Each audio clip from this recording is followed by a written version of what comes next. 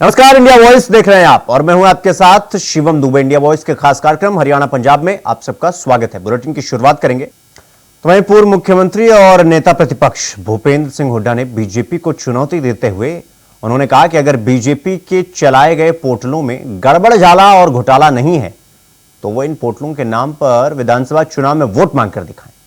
हर काम को पोर्टल के भरोसे छोड़ने वाली बीजेपी चुनाव में वोट भी वो पोर्टल से ही मांग ले। आगे उन्होंने कहा कि आज कोई भी व्यक्ति खुद को सुरक्षित महसूस नहीं कर रहा है क्योंकि बीजेपी ने हरियाणा प्रदेश का सबसे असुरक्षित राज्य बना दिया है। जो सरकार जनता को सुरक्षित नहीं रख सकती, जनता ऐसी सरकार को वोट भी नहीं दे सकती। इसलिए इस बार चुनाव में बीजेपी का सफाया तय है।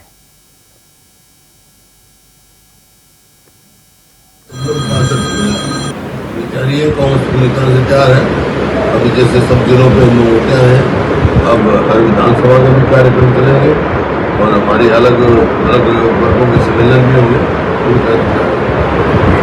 एक यात्रा भी निकलने की बात होगी। कुमारी शैलजा शहरों में यात्रा निकालने का उन्होंने प्रपोजल रखा है कि शहरों में कांग्रेस थोड़ी सी कमजोर रही लोकसभा चुनाव के दौरान, तो वहाँ भी यात्रा निकाल रही है। अच्छी बात है, सब करना चाहिए। अगर लोकसभा चुनाव के नतीजों की बात करें तो बीजेपी इस चीज को लेकर आगे चल रही है कि हमारे पास 46% हमें मत मिला है और हम कांग्रेस से आगे हैं लोकसभा चुनाव में। हमारे को 47.65 हमारे को जो अलायंस था उसको 47%, और ये जो वोट शेयर है पूरे हिंदुस्तान में हरियाणा में सबसे ज्यादा शेयर अलायंस का हरियाणा में है। दूसरे नंबर पे तमिलनाडु है और कर्नाटक। आप कहते हैं कि लोकसभा चुनाव में मुद्दे अलग होते हैं, हरियाणा विधानसभा चुनाव में मुद्दे अलग होते हैं, तो विधानसभा चुनाव में क्या क्या मुद्दे हावी रहते हैं? जो सरकार की विफलता है, जो बेरोजगारी, जो प्रदेश जो है प्रति व्यक्ति आय, प्रति व्यक्ति निवेश में नंबर 1 था, आज बेरोजगारी में नंबर 1 है, महंगाई में है। और ये मेरा नहीं है, ये केंद्र सरकार का है। हरियाणा असुरक्षित।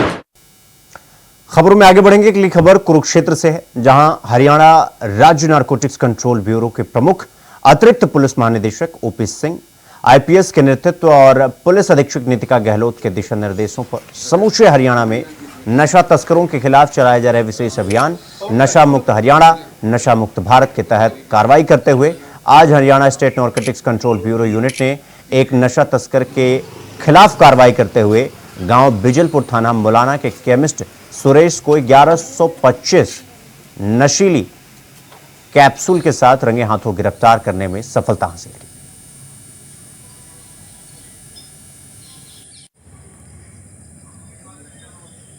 हरियाणा नारकोटिक कंट्रोल ब्यूरो की कुरुक्षेत्र इकाई ने कल शाम को नशा तस्करी के खिलाफ जो मुहिम चली हुई है नशा मुक्त हरियाणा, नशा मुक्त भारत, जिसमें हमारे हरियाणा नारकोटिक कंट्रोल ब्यूरो के जो प्रमुख हैं एडीजीपी श्री ओपी सिंह साहब और जो एसपी नीतिका गहलोत जी हैं, उनके निर्देशन में एक बड़ी कामयाबी मिली जब कल शाम को हमारे एएसआई संजय सिंह अपने साथियों के साथ इस नशे के बारे में अपराध को सर्च करते हुए गांव बिंजलपुर थाना मुलाना में पहुंचे तो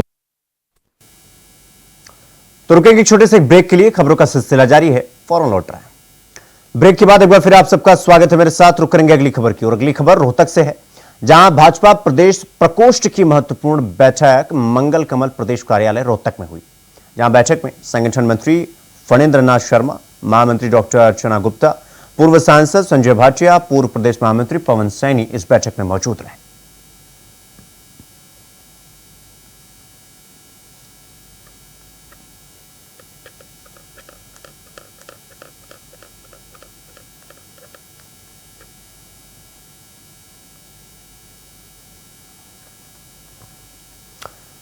रुक करेंगे अगली खबर की और अगली खबर कुरुक्षेत्र से है, जहां सीआईए 1 की टीम ने सेक्टर 10 में मुठभेड़ के दौरान जबरा गैंग के 4 बदमाशों को गिरफ्तार किया। तो वहीं सभी बदमाश एक निर्माणाधीन कॉम्प्लेक्स में छुपे हुए थे। आपको यह भी बता दें कि मुठभेड़ में एक बदमाश के पैर पर गोली लगी, जिसे उपचार के लिए एलएनजेपी अस्पताल में भर्ती करवाया गया है। आरोपी अंकित राणा वासी भगवानपुर जिला सहारनपुर, सोनू निवासी सिरसल जिला कैथल, लक्ष्य और सोनू निवासी गोंदर जिला करनाल के कब्जे से 3 पिस्टल, 2 देसी कट्टे और 5 मैगजीन के साथ साथ 28 कारतूस बरामद किया गया।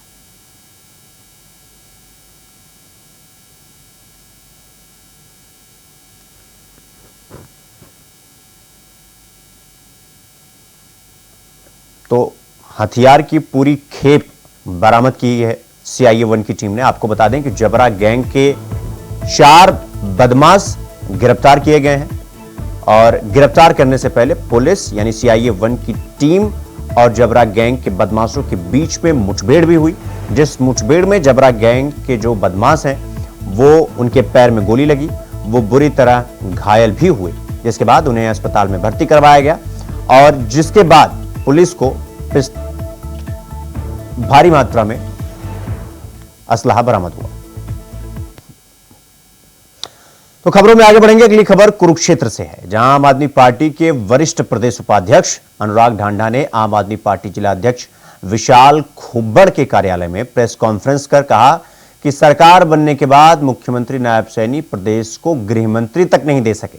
अगर प्रदेश में गृह मंत्री बनने की बात आएगी तो अनिल विज का नाम सामने आएगा, मगर नायब सैनी को यह डर है कि अगर उनके गृह मंत्री अगर उनको बनाया गया तो उनके हाथ से सत्ता खींच लेंगे, इसलिए उन्होंने पूरे प्रदेश को अपराध में झोंक दिया है।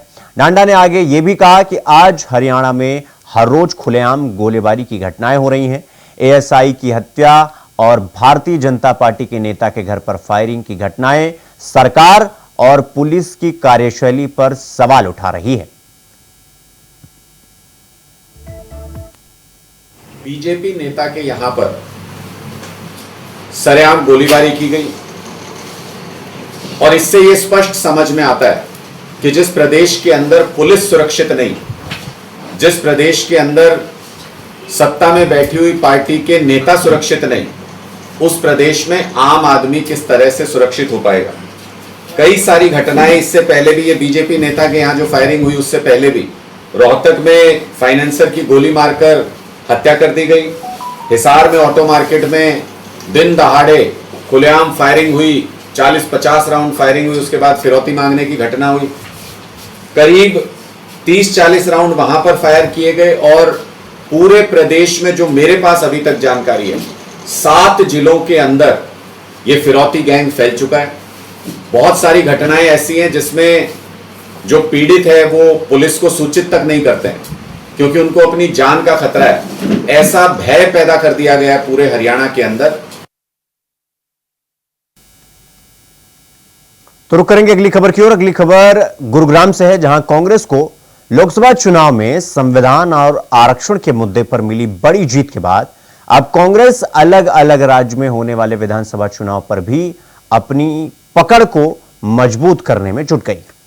इसी कड़ी में कांग्रेस SC सेल के द्वारा संविधान रक्षक बनाने की प्रक्रिया शुरू की गई। हरियाणा में कांग्रेस के द्वारा 7,000 से ज्यादा संविधान रक्षक की नियुक्ति की जाएगी, जो हर एक गांव से एक संविधान रक्षक बनाया जाएगा। संविधान रक्षक को ट्रेनिंग देने के बाद वो अपने क्षेत्र में लोगों को संविधान की रक्षा करने के बारे में बताएगा। 30,000 गांव हैं। हरियाणा प्रदेश SC विभाग को एक जिम्मेदारी दी गई है कि 7,000 विलेजेस के ऊपर जाकर संविधान रक्षक ग्राम समिति बनाए और जहां पर अर्बन एरियाज हैं, वार्ड है, वहां पर संविधान रक्षक वार्ड कमेटीज बनाए। हर गांव में, हर वार्ड के अंदर हमारे जो हमने कोऑर्डिनेटर्स हर जिला के अंदर बनाए हैं, असेंबली के ऊपर बनाए, वो लोग वहां पर जाकर एक महिला एक पुरुष को आइडेंटिफाई करेंगे, उसको बाकायदा हम लोग ट्रेन करेंगे अबाउट द कॉन्स्टिट्यूशन और उसके बाद में उन लोगों को कहा जाएगा कि आप लोग गांव के स्तर पे जाकर 36 बिरादरी को इकट्ठा कर कर संविधान के ऊपर चर्चा करें। संविधान पे चर्चा एक हमारा कार्यक्रम होगा। किया है वो विषय हमारा एक अभियान है।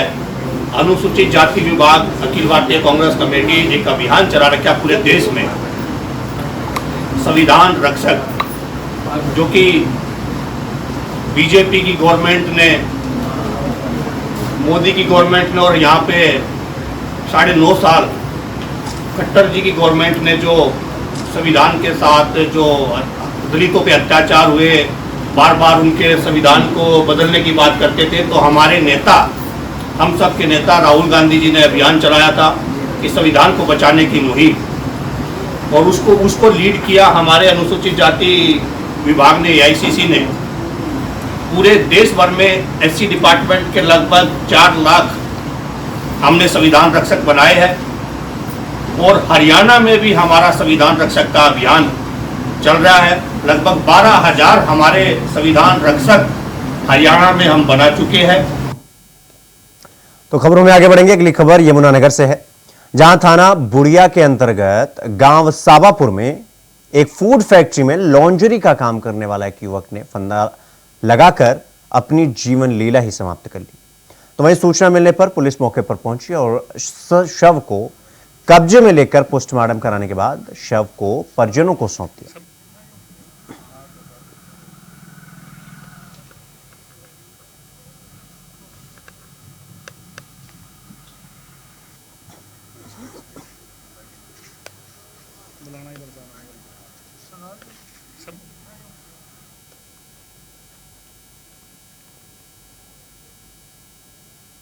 अगली खबर यमुनानगर से है, जहां मानसिक रूप से परेशान एक बुजुर्ग ने ट्रेन के नीचे आकर अपनी जीवन लीला समाप्त कर ली। तो वहीं सूचना मिलने पर पुलिस मौके पर पहुंची और शव को कब्जे में लेकर पोस्टमार्टम कराने के बाद शव को परिजनों को सौंप दिया गया। तो वहीं आपको बता दें कि पुलिस के अनुसार BNS यानी भारतीय न्याय संहिता 194 यानी 194 के तहत इस पूरे मामले में कार्रवाई की गई।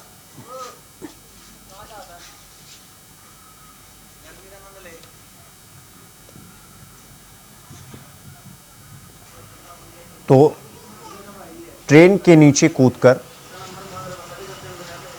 आत्महत्या की और जिसके बाद BNS की धारा 194 के तहत कार्रवाई की गई है। फिलहाल पुलिस जांच पड़ताल करने में जुटी हुई है।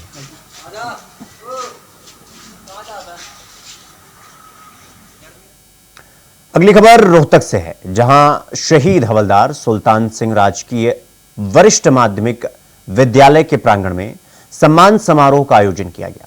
आपको यह बता दें कि स्कूल की 9वीं कक्षा के ब्लाइंड यानी कि जो देख नहीं पाते हैं, दोनों सगे भाइयों ने हरियाणा की तरफ से क्रिकेट प्रतियोगिता खेलते हुए ट्रॉफी प्राप्त की है। यह प्रतियोगिता 25 और 27 के बीच फरीदाबाद हरियाणा में हुई। इस प्रतियोगिता में आपको बता दें कि हरियाणा, राजस्थान, हिमाचल और जम्मू कश्मीर की टीमों ने भाग लिया और दोनों जुड़वा भाइयों ने हरियाणा की टीम की तरफ से खेलते हुए जीत हासिल कर ट्रॉफी पर कब्जा जमा लिया। बहुत अच्छा बोलती है, मीठा बोलती है। तालियां भाई, बहुत अच्छी लड़की है मैम ये।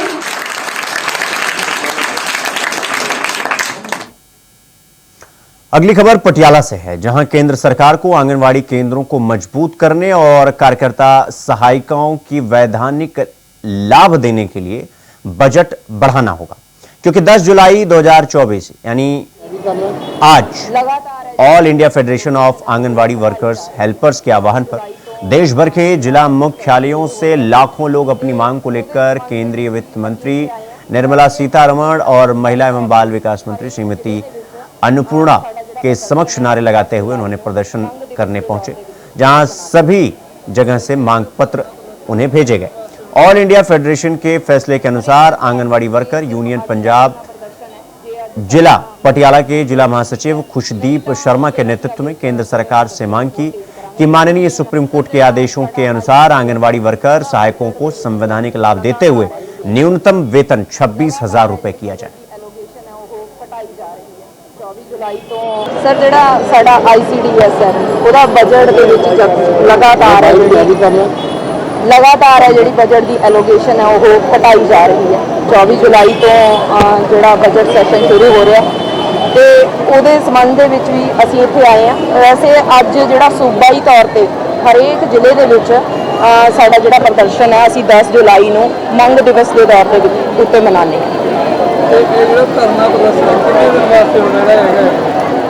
ਸਰ ਇਹ ਵੈਸੇ ਅੱਜ ਇਹ ਸਿਰਫ ਅੱਜ ਦਾ ਧਰਨਾ ਪ੍ਰਦਰਸ਼ਨ ਹੈ। ਜੇ ਅੱਜ ਸਾਡੀਆਂ ਮੰਗਾਂ ਮੰਨਦੇ ਨੇ ਠੀਕ है, नहीं तो फिर ਅਸੀਂ ਅੱਗੇ ਜਿਹੜੇ ਪ੍ਰਦਰਸ਼ਨ ਨੂੰ ਹੋਰ तेज करांगे ਤੇ अगली खबर संगरूर से है, जहां भुल्लर हेड़ी के सरकारी स्कूल में डिप्टी कमिश्नर के जमीन पर बैठकर बच्चों के साथ मिड डे मील का खाना और फ्रूट खाया और बच्चों का हालचाल लेते हुए बच्चों से यह पूछा कि फ्रूट में क्या क्या मिलता है और कैसे मिलता है। जिसके बाद बच्चों के लिए बन रही मिड डे मील में जाकर किचन का दौरा भी किया। आपको बता दें कि सरकारी स्कूलों में दोपहर के समय बच्चों को मिड डे मील दिया जाता है।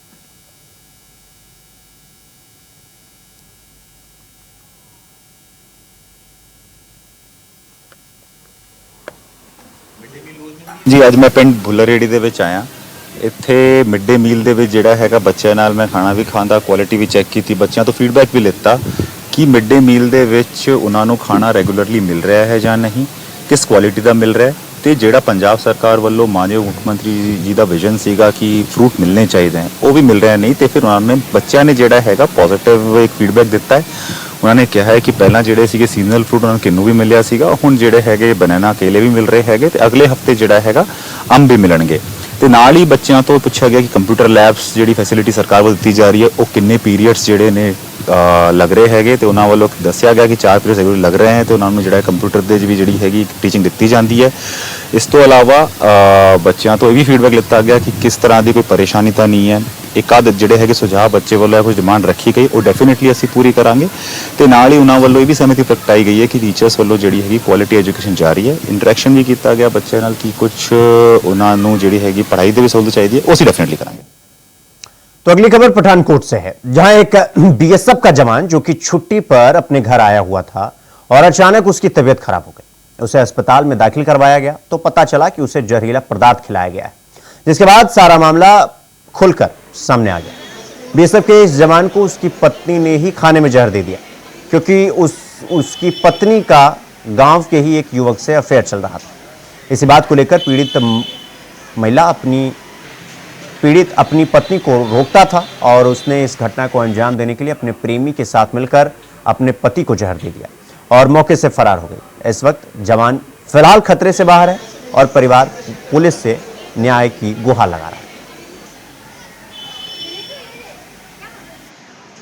गलबात की है, मुंडा मेरा बाहर सर्विस करता BSF ते ਉਹਦੇ ਘਰ ਦੀ ਵਿਆਹੀ ਗਈ, ਜਿਹੜਾ ਸ਼ਾਦੀ ਹੋਈ ਗਈ ਤੇ ਉਹਦੀ ਜਿਹੜੀ ਘਰ ਦੀ ਸੀ ਨਾ ਉਹ ਕੁਛ ਲੜਦੀ ਰਹੀ ਉਹਦੇ ਨਾਲ, ਪਿਆਰ ਨਹੀਂ ਕਰਦੀ ਰਹੀ ਤੇ ਜਦੋਂ ਉਹ ਬੜਾ ਕਰਦਾ ਸੀ, ਜਦੋਂ ਫਿਰ ਉਸੇ ਕੁਛ ਗਲਤ ਚ ਰਸਤੇ 'ਤੇ ਚੱਲ ਪਈ ਤੇ ਮੇਰੇ ਮੁੰਡੇ ਦੀ ਥੋੜਾ ਪਿੰਡ ਦਾ ਮੁੰਡਾ ਸੀ ਤੇ ਉਹਦੇ ਨਾਲ ਚੱਕਰੀ ਸੀ ਉਹਦਾ ਤੇ ਮੇਰੇ ਪੁੱਤਰ ਦੀ पता नहीं की गल हुई, इनके अंदर किसी लगी रसोई च गई है।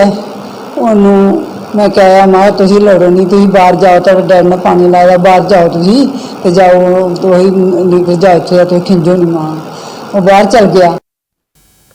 तो इसी के साथ हरियाणा पंजाब में इतना ही। देश और दुनिया की तमाम खबरों को देखने के लिए देखते रहिए इंडिया वॉइस। नमस्कार।